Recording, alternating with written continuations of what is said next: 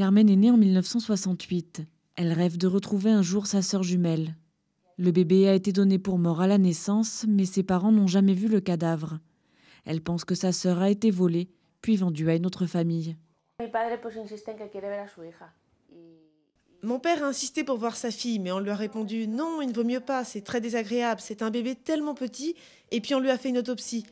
Mon plus grand rêve, c'est de l'avoir un jour à mes côtés. Je sens qu'on m'a volé une partie de mon enfance.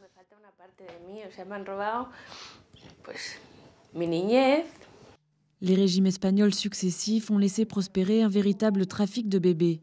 C'est en tout cas ce que dénonce l'avocat Enrique Vila, qui demande réparation au nom des victimes. En Espagne, dans les années 50, sous la dictature franquiste, et jusqu'au début des années 90, alors que la démocratie était déjà bien installée, un réseau mafieux de vente et d'achat de bébés s'est mis en place.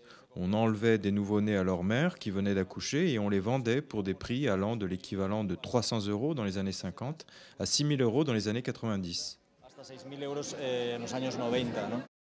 Les victimes se compteraient par milliers. À 18 ans, en 1967, Amparo accouche sous anesthésie. Le lendemain, les médecins assurent que le bébé est mort-né et qu'il a été enterré. Au cimetière, aucune trace du nourrisson. À l'époque, il y avait une dictature et c'était très mal vu pour une femme célibataire d'avoir un enfant. La première chose qu'on m'a demandé en arrivant à la clinique, c'est « Que comptez-vous faire du bébé ?»